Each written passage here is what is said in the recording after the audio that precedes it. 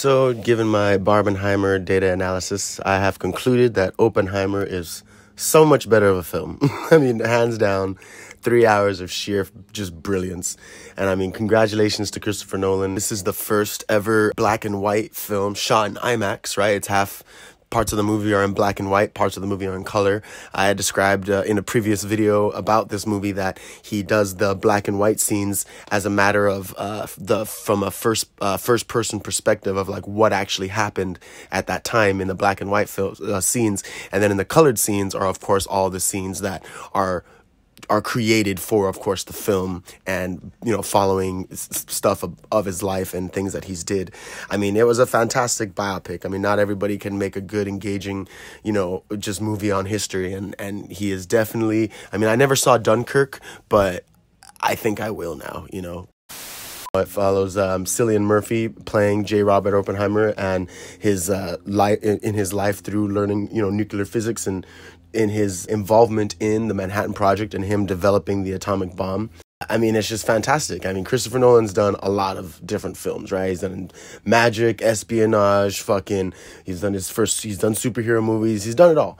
And honestly, I think that he is just one of our most innovative and creative directors.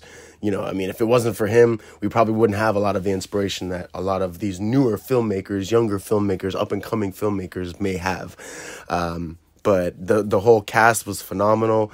I mean, the practical effects to make the atomic bomb explosion look real. The tension was great. All the actors are great. It was just a phenomenal movie. Like I said, it was 3 hours long, but I was invested for those entire 3 hours. I did not like waver really at all. I mean, I will say Florence Pugh's character was kind of whatever. I know everyone says she was integral to the story of the love interest, the slight love interest that Oppenheimer had, but it's just like, I mean, it was cool. We saw her tits, but it wasn't like a big deal for me. I honestly thought that it was like she was kind of a bitch. You know, tits can only take you so far, especially in the fucking 1930s or whatever. You know, I feel like I would be like, nah, girl, I can't deal with your bullshit. But that's just me. But yeah, it was a fantastic movie. Robert Downey Jr. giving a fantastic performance as the General or Dr. Strauss, who actually was the guy that backstabbed Oppenheimer during the trials. I mean, it was just phenomenal. Like, I was not expecting it, of course, to be this good, but I knew it was going to be good. I mean, Cillian Murphy's a great actor, and Christopher Nolan is amazing at his directing. I mean, I will say that his last film, Tenet, it wasn't as good as his others, of course. It was definitely a little bit more on the confusing side.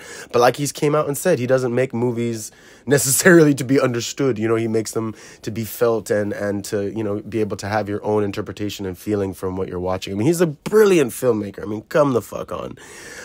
Apparently, I guess the only downside to the film was that Oppenheimer's son and living grandchildren, his living relatives, you know, saw it. And of course, they, as amazing as it is, praise Christopher Nolan for, you know, giving their grandfather justice. But at the same time, there is a scene in the film where he poisons this apple to give to his professor, and they did not like that. I mean, apparently it didn't actually happen, and it's supposed to, Christopher Nolan had said it was just dramatizing his, you know, dramatizing himself in the movie of just, you know, leading up to later of the guilt that he feels for creating the bomb and having the bomb end up falling on Hiroshima and Nagasaki after World War II had ended.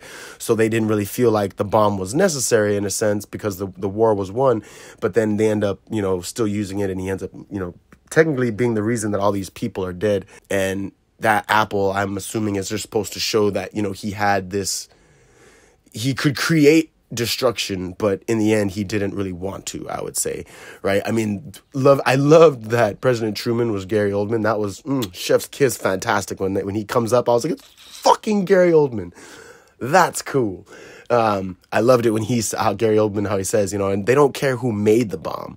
They care that I dropped it. You know, they care that the United States dropped it. They don't care who fucking made it, you know? But yeah, so his family didn't like that apple scene. They said that it made him seem murderous in nature, and that wasn't fair. That wasn't who he was, that he didn't do that. And again, like I said, I totally agree with the sentiment of the family, to be honest, of that apple scene, because, you know, no one else would know that Oppenheimer tried to murder his teacher but Oppenheimer, right? I mean, unless he told somebody or told a family member or wrote it down in a journal or a diary or some shit or some on the back of some paperwork that he did, like, oh yeah, you know, one day I actually tried to poison my teacher with an apple. No one would know that. So again, for Christopher Nolan, just to, like I said, it's a dramatization. Obviously, that wasn't factual. It was more or less just to get that tension build for the story.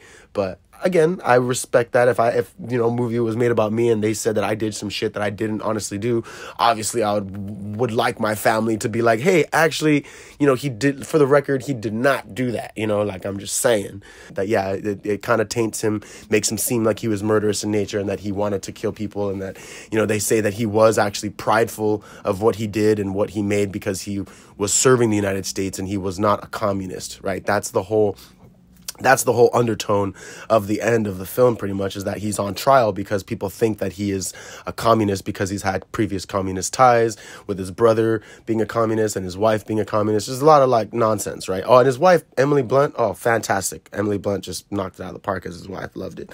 But I'm just a fan of Emily Blunt. But it totally reminded me of the I Love Lucy movie, the Lucille Ball movie with Nicole Kidman, where it's the same thing, where she had previous ties with communism with her grandfather. Like, she didn't even affiliate with herself.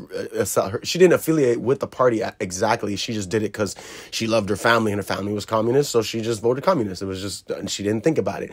But later on, it ended up tainting and trying to destroy and ruin her career over it. And it's ridiculous. And it's the same exact shit that he went through. But it was even greater because, unlike Lucy, where she's just on television broadcasting herself and, oh, she could be a communist, and now it's showing that communists are, now that we know Lucille Ball's a communist, we can't have her on TV. But fucking Oppenheimer created the fucking atomic bomb. You know, they were more or less worried that he was going to give the information out, or like give the Russians or the Chinese or Japanese, whoever, information on how to build what they built. You know, that he would go and betray America, when in fact he didn't. He was like, nah, fuck that. Yeah, so it was a fantastic movie. I hands down thought it was great. I mean, you know, I didn't really have anything that I didn't like about it. I enjoyed the movie all the way through. Totally something I would own in the future, as just a great piece of cinema. You know, like, honestly, this shit was way better than Barbie. You know, if you like historical movies, or if you like fiction, or if you like fucking History Channel, or if you like watching real shit, you know, this is the documentary movie for you, for sure. It's not Barbie. It's not living in Barbie land dealing with this fake ass shit and making fake ass shit seem real. You know, nah, this is the real deal. Congratulations, Christopher Nolan, rock and roll, Cillian Murphy, and cheers to you, J. Robert Oppenheimer, the father of the atomic bomb. So check out Oppenheimer. It's still in theaters. It's been Ghost on the Craig. Thank you so much for tuning in. Like, share, and subscribe. And I will catch you guys on the flip side.